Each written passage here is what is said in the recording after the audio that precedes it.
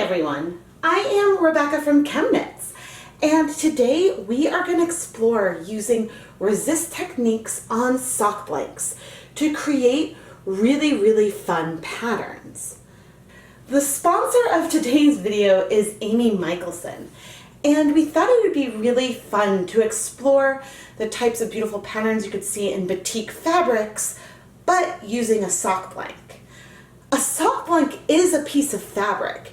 It's just a knit fabric that you intend to unravel versus a more densely woven fabric.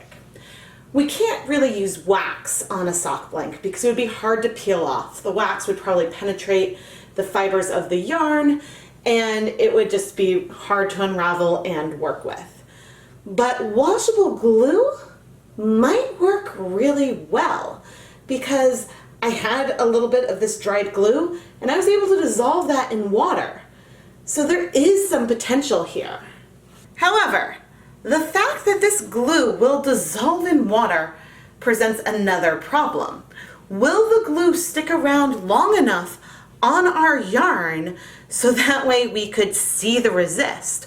Or will it dissolve too quickly in solution and so then we won't really see it? Before we start playing with the double-stranded platinum sock blank from Wilton Dyepot, I decided to do some trial runs. I used my hand crank Singer knitting machine to create 4 mini blanks out of some Knit Picks Stroll fingering weight yarn.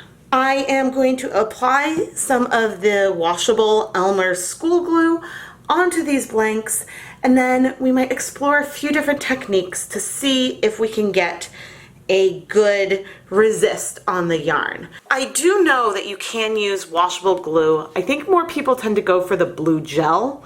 We'll see how well this one works. But I know people use this washable glue on fabric, and I think as long as we don't agitate it very much in whatever dye pot we use, we should be okay. Fingers crossed. These flat blanks are single-stranded, and they are 75% superwash merino, 25% nylon. Whoop. And I am just going on with some crude zigzags on here. I might, I don't know if I need to tap it in or not. But I think that that's what I'm going to do sort of on all of these test blanks. I have them just on my table with some wax paper, so that way I'm not going to glue them to anything and I should be able to peel it off the paper. I am curious if the glue is really penetrating, so I am sort of going over this with my finger. So I don't really want it to just stay on the surface. I do want it to penetrate a bit. And I guess one other thing I should point out about this blank here is that this is a single-stranded blank. The weave is much looser, or the weave, the stitches are a lot looser here than they are in the commercial blanks, whether we're using a Knit Picks one or a Wilton Dyepot one. But I do think that pressing the glue into the fabric might help these designs stand out a bit. Maybe I'll leave the last one non-pressed just as a control. I am going to fill in the gaps. And then we're going to let this dry overnight. The next morning, there are a few damp places left, but the glue has dried down clear, and I don't think it made a huge difference where I pressed down the glue or not. Maybe some of those will have slightly wider resist points, but the glue did seem to spread while it's drying on some of these other ones. For this proof of concept, I am going to use food coloring. Mainly because I can use some of my smaller pans and I have a sense of the amount of time they take to absorb. In this pot I have 4 cups of water and I'm going to add 3 tablespoons of white vinegar. This is enough vinegar that color should strike pretty quickly. Even though we have a lot of vinegar, I am going to use blue. This is the Wilton Colorite Blue, which is just blue number 1. And I'm going to add 1 drop into our dye bath. This food coloring is pretty concentrated overall, and I have not weighed my mini blanks, but I think that they're not very, there's not a lot of fiber there at all. With the glue, this blank weighs almost 6 grams, but I think the glue has added a lot of weight. You can barely see those zigzags here, but once our pot has started to bubble a little bit, then we will add the blank. Let's give this a shot. Ooh, the steam is getting a little warm. Okay, we've got everything, and let's put it on in and see what happens. I am going to try to not move it a ton. We want that glue to dissolve eventually, but not right now. So far, we can see those resist marks. But the reason why I chose blue for the first test was to get a sense of, will we see white behind or not? Because if the glue dissolves too fast, then the blue will take over those areas. And of all the food coloring, blue number 1 absorbs the slowest. So I thought that would give us the best shot. But so far, the resist is working really nicely. There is, I mean, there's a lot of color in here. And I honestly don't know if the glue is dissolving or not. So I think all there really is for me to do is come back in 5 minutes and check on our yarn. 5 minutes later, I have to say I kind of smell glue in the air. You can see one little thing of glue right here on the spoon. I'm curious if I move it around if it will dissolve. I think it did. Yeah, there's still a little bit of color in here, but so therefore I feel okay moving it a little bit. Hopefully I don't regret that. Now we can't like see as well because it's curled up, but it's just me, or is the water getting a little hazier? I don't know. Okay, I think I am going to turn off the heat and leave this in here to cool. The dye bath, definitely, I think that I might be dissolving that glue. I'm curious. I mean, it doesn't feel crunchy and stiff anymore. One way the directions say to get the glue out is by washing it with hot water and soap. So I think I'm going to leave this in here until the heat's off, until I can comfortably touch it, and then we're going to go try rinsing it. After about 10 minutes, it is still hot, but I'm going to plop it into some warm, now tap water. And there's definitely still some color in here. I could have let it exhaust completely, but again, we are going for a proof of concept right now. And all right, I am going to be 100% honest. I don't feel the glue in here anymore. I think that it did sort of dissolve through this immersion dyeing process, which is really, really awesome. Is it all the starkest of white? Not necessarily. I think that we did pick up some color in there, but there's no question that you can see the pattern. All right, we do have a little bit of bleeding, which shouldn't be a huge surprise, both from our warm water rinse and just because the dye bath didn't clear completely. I am going to go ahead and add a nice squirt of some dish soap, just so that way we can help. I will be, actually I'm going to reduce the temperature to cool. These blanks, I did not secure the end, so I really don't want it to, unravel until I am ready to. So we will do our best, but I am going to continue washing this.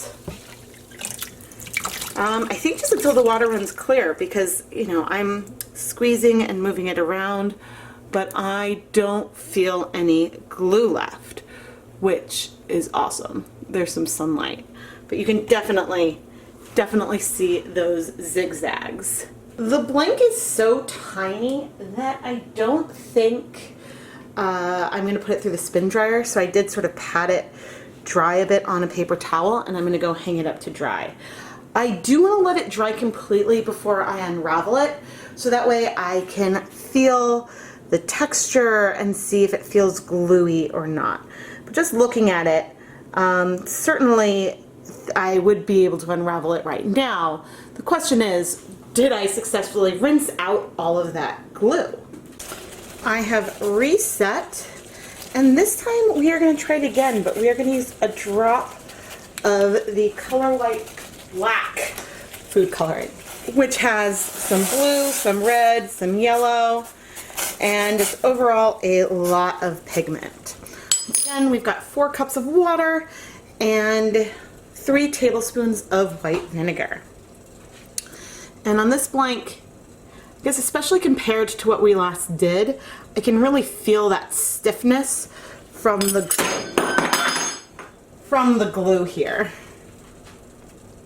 Okay, put it in, and now I'm going to do my best to not touch it. One thing I thought might be interesting with black is that this is a color we know breaks. We know that red food coloring strike first, blue strike later. So if our conditions are good enough for these reds to strike right away before the glue dissolves, we might get a little more contrast on this one than we saw with the blue. So I'm going to leave the heat on low, and we'll come back in 5 minutes. 5 minutes later, and this is looking good. And honestly, it's looking rather black too, or at least a charcoal gray.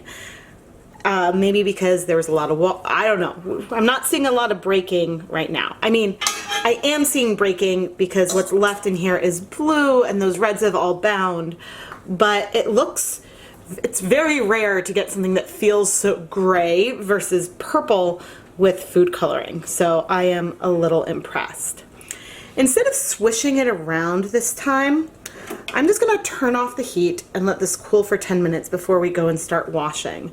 I am curious if we will, again, see a little bit more difference between where we had the resist and where we didn't. But I do think that that glue is dissolving because the water is starting to look a little more translucent. You know, I'm not sure what is in glue, but I am a little surprised that the remaining batch has some glue in it. Maybe there's something in the glue that is binding up some of the color. Because I honestly would have expected all the blue to absorb by now, because I know that it could be way more saturated. That's all. Alright, and again, I'm gonna add a bunch of soap. I'm using cool water this time,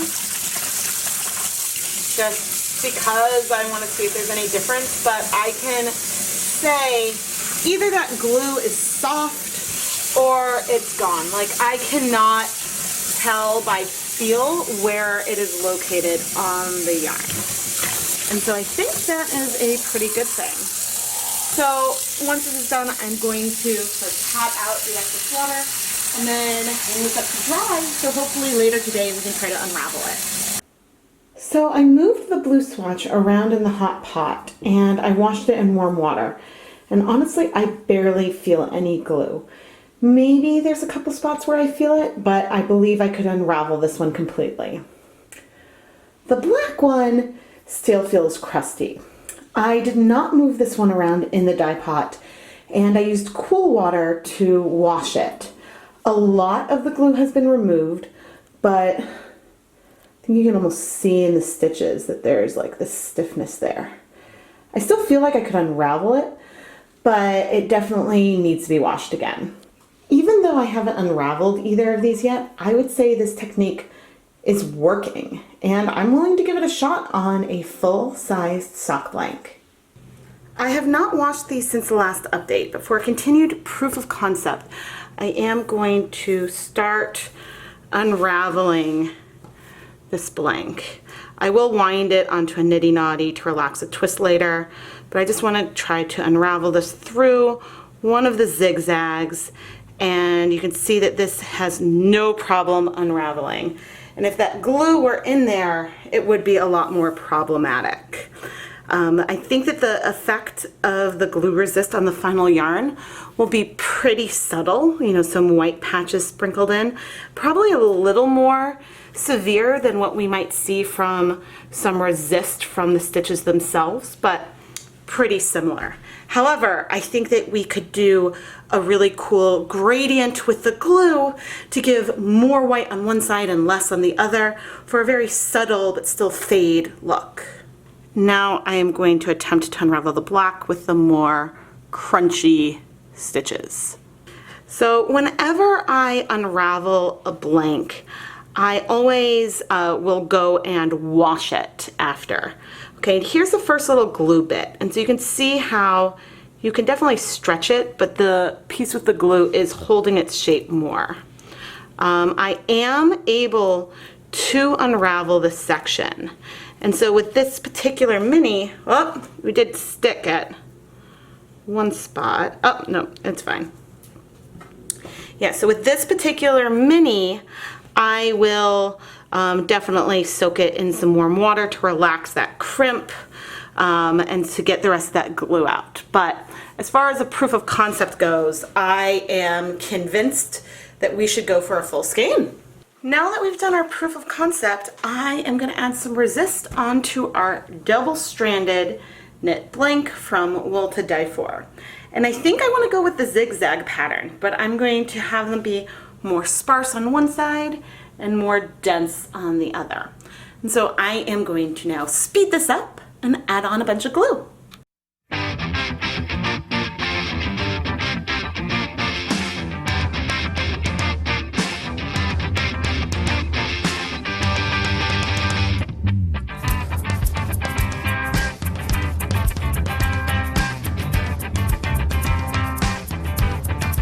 7 minutes later, I am in an intermediate phase here. We've got some really nice coverage. Some of our chevrons are getting bigger towards the bottom. It's going to be very subtle and kettle dyed overall, but there's going to be less of the resist down on one end than the other. It's a lot denser up here. You probably noticed me going back through and filling in certain areas, because even though I have been adding the glue in a continuous line, it does sort of break apart. So off camera, I will continue to go over this shape just to try to keep our lines somewhat continuous. There will be some gaps in the end, but I am okay with that. All right, now I just need to let this blank dry for a couple days. Amy, I am super excited to play with this. I think that I might create a second blank.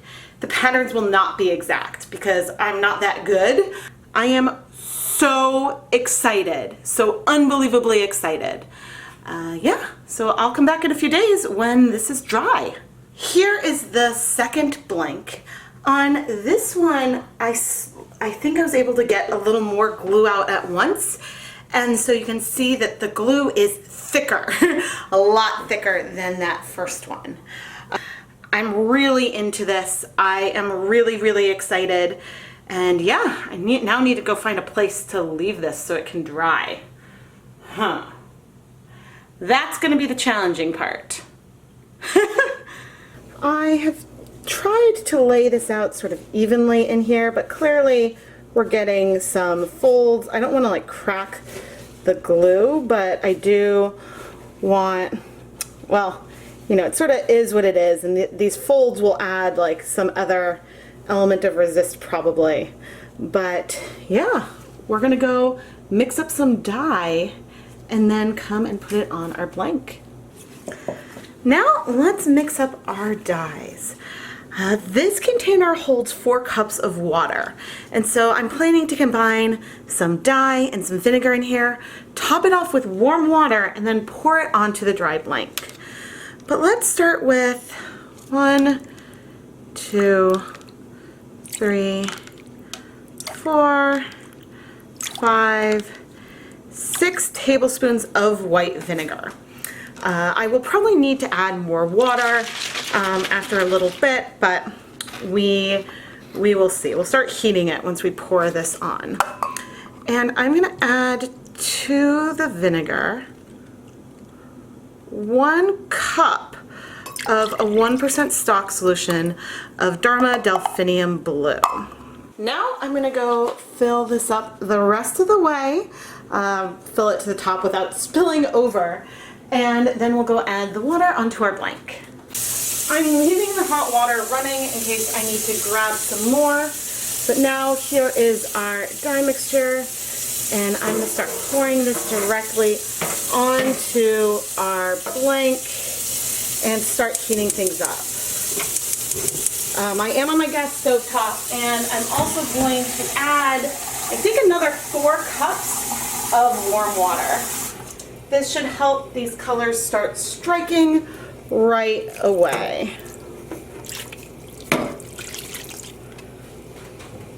And I'm going to bring a slotted spoon over to help submerge the rest of the blank.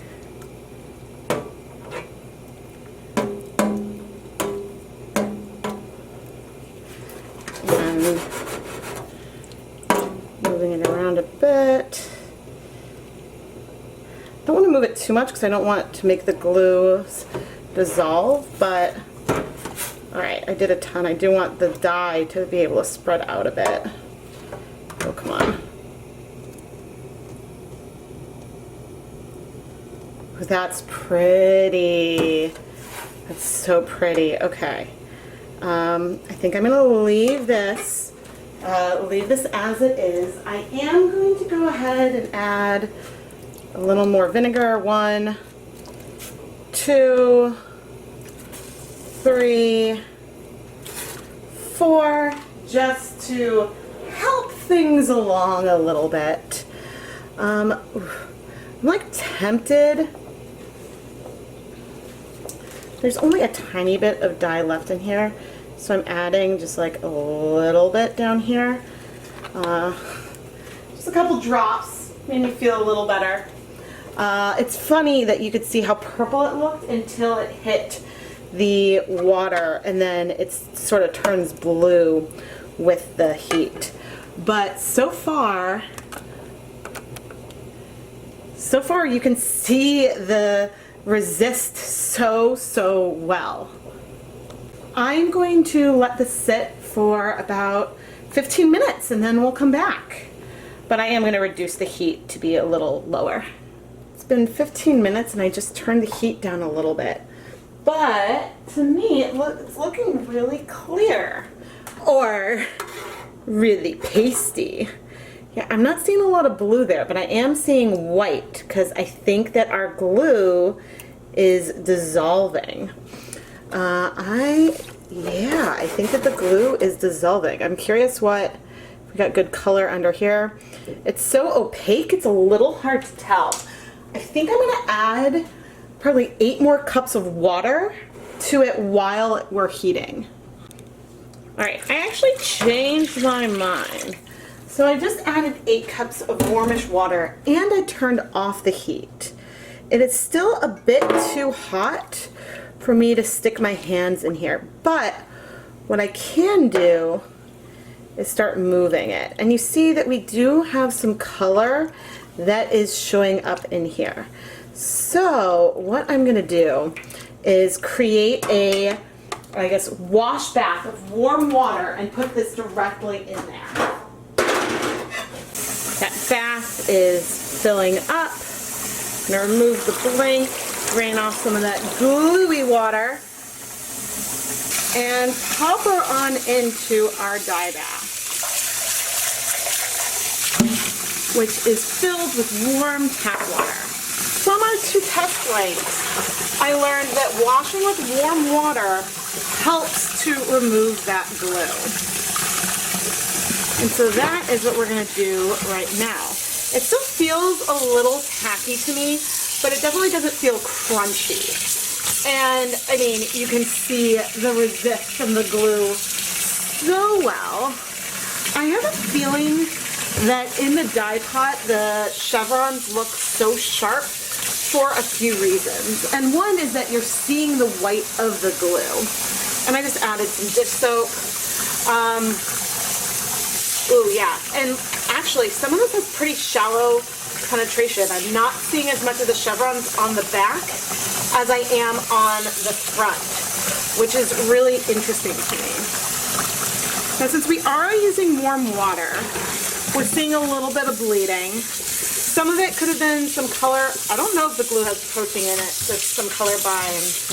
But I am going to rinse this and rinse it and rinse it some more to try to wash all that glue out before I put this in my spin dryer and hang it up to dry. But if it does feel stiff at all after it dries or as it's drying, I will come back and wash it again. There was a lot of glue on this blank, and you can see how the water is translucent. So my hand is disappearing towards the bottom, which means that, you know, we've got glue or something coming out of here. And so, yep, I feel like the more glue that comes out, the lighter our little chevron gets, but it's there. So I think this works, guys. For the next round, I want to do something really similar, but with a twist. I'm going to mix the dye in the pan first, and then add the color on top. In this pan, I have 6 cups of water heating up. I'm going to add a full cup of white vinegar. I want these colors to strike super quickly. Last time we used Delphinium Blue, and with about 240 milliliters, or 1 cup. This time we're going to use Cherry Bomb. And Cherry Bomb is a lot more saturated of a color than Delphinium Blue, which means that there's going to be a lot more color going onto this blank. I am curious if the results will be more or less pronounced since we're starting with a color that is so saturated to begin with. Now I am going to mix it up, and then once we start seeing some bubbles, we will add our second blank. It is hot, and let's go for this. This one is the second blank I glued, and I'm going to start by slowly adding one end in and then the other. I don't know if we'll really get a gradient because this is going to go in kind of fast, but yeah, we'll see. Sort of move it down. Oh, there's a lot of dye in here. Okay, I'm seeing the resist. We might have overloaded things. I'm not sure. Not sure at all.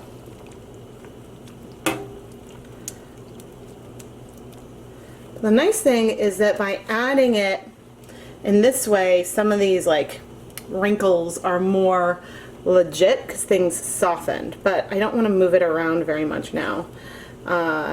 We definitely won't have very much of a gradient from the red. I mean, yes, this side did enter first, and hopefully our color is going to strike pretty quickly, but I think ultimately there's just a lot of color in here.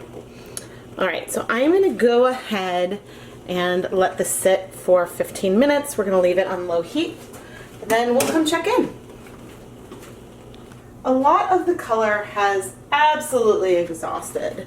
Yeah, you can see there's still some pink, but it is still a little translucent in here. And there is, like, again, that color.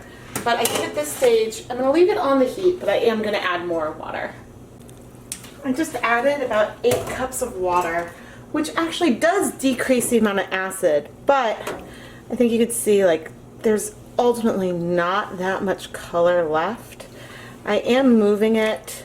The color has not all exhausted, but I think I am going to remove it from the pot and go over so we can start washing. Once again, I'm filling the rinse basket with some warm tap water. And I mean, you can see there is color in what we're going to rinse off. There's color left in the pan, but I want to go for this so we can try to make sure all of our glue is rinsed out. And again, it doesn't feel puffy or anything at all. Ooh, I do feel, so that's good to know. When the glue's in there, I don't know if you can see that it's like, it feels sticky. So that means we still got glue in that pot. Never fear, we are going to be doing a lot of rinsing, so it makes me more confident that I got most of the glue out of the first one. Since I will be unraveling these blanks, I will be washing it again, and so that will be able to give us a lot of information about how things are going, how much color is in there, how much bleeding there is, but it's also going to be another pass to remove that glue. And so one of the things that I'm doing right now is sort of a cardinal sin of acid dyes. If you don't want bleeding to happen, use cool water. Don't use warm water. Using warm water will disrupt the interaction between the dye and the yarn and can cause bleeding. Now we can counteract this a bit by continuing to add more vinegar to our dye bath at times, but for now I'm going to go and try to rinse out as much of the soap as I can. But clearly we've got some really cool patterns on here. I put in some vinegar for it to soak, and it does almost look like we have like some maroon to a bright red, which would be awesome. You guys, this is amazing. I love how sharply we can see these patterns and the kettle dyed effect we got on both of the blanks from dyeing them in our catering steam pan. I'm not sure how much of a gradient we will feel in each of them. Certainly with the red one on top, over on the right you can see that the red is deeper and more saturated, and it's a hair lighter on the left because of the way we put it into the pan. The resist points are also more saturated towards the top of this blank. So I'm not sure if unraveled this will give us a gradient type feel or not, but we won't know for sure until it's unraveled. The resist on this blank shows up way better on the right side. On the wrong side you can still see a tiny bit of it. So I wonder if what we'll see is that maybe more resist from the stitches themselves through this blank as we're unraveling it. We absolutely got color breaking with our Delphinium Blue, and this becomes more obvious on the wrong side where you can really see these patches of red on the reverse side. I didn't really capture this breaking with the dip dyeing unless you look at the tie, which picked up some of the reds in that video, and I bet the tie had some superwash component to it. So it is a subtle breaking, but I think it's going to add a really nice element to this design overall. The wool to dye for blanks are a really good dupe for the Knit Pick Stroll double-stranded blanks, but I found that the ends on the wool to dye for blanks unravel a lot easier. Here is a stroll blank that I just did around the same time, and the ends are intact. Now granted, this didn't have quite as much washing as our glue resists, but yeah, I think that that's something to keep in mind when you're going and picking out your blanks. Most of the glue has dissolved on both blanks, so I think that you could almost knit directly from the blank. However, I am going to unravel both of them, and that is because I want confirmation for myself about how much of the glue is really gone. And I think by unraveling it by hand, I will be able to touch and feel the stitches.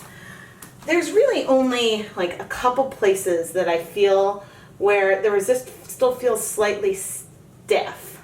Not as bad as what we saw on one of our test samples, but enough that I'm glad that the unraveled blanks will go through another washing step. Amy, I still don't know which one of these two blanks I'm going to send you. Probably it'll be which one I feel like has the coolest pattern after I've unraveled them. But I am just really, really excited by this technique, and thank you so much for sponsoring this episode of Dyepot Weekly. If any of you would like to learn more about sponsoring an episode of Dyepot Weekly, go and check out the listing in the ChemKnits Creations Etsy shop. You get 100 grams of yarn dyed in the video, plus shoutouts in the video itself, and it's a lot of fun because you get to watch me create a surprise hand-dyed yarn just for you. Anyway, I'm going to go unravel these blanks off camera. The finished gradients are pretty subtle. In each case we see here, the portion where the speckles were the densest are on the left, and the darkest colors are on the right.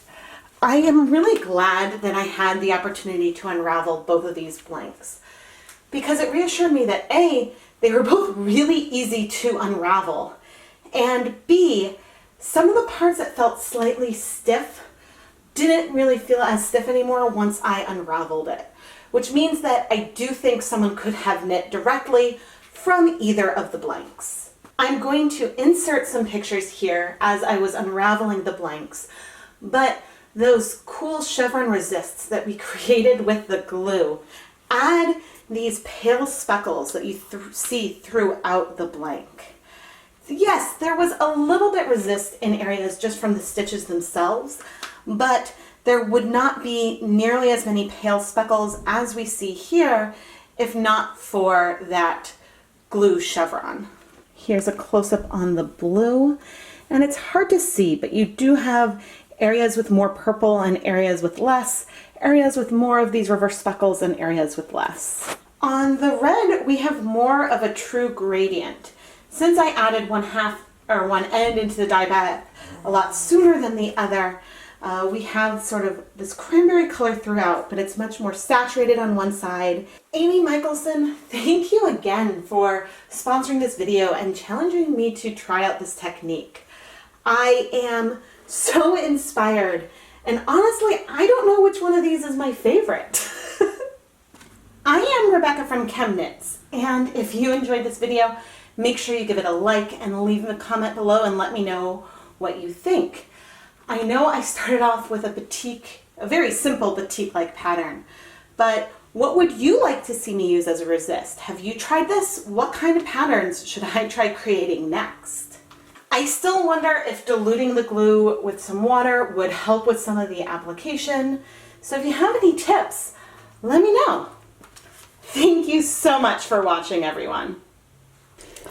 There was a little bleeding with the red unraveled blank after I'm relaxing the twist, but it's really, really subtle compared to the depth of the red. And because I'm curious, let's take some white yarn, put it in, and I'm not seeing any color on the white. Let's try to rub it next to it. Really push and see, and I'm not really seeing any color. I moved into other light, and there's maybe the tiniest hint of pink on here, which I did want to share for full disclosure. Yeah, so I'm going to keep washing this. Maybe if the bleeding doesn't stop after a few rinses, I will put it in the microwave with a lot of vinegar just to make sure everything is set. But it's worth doing just a simple little test like this with super saturated colors if you're going to mix with something white.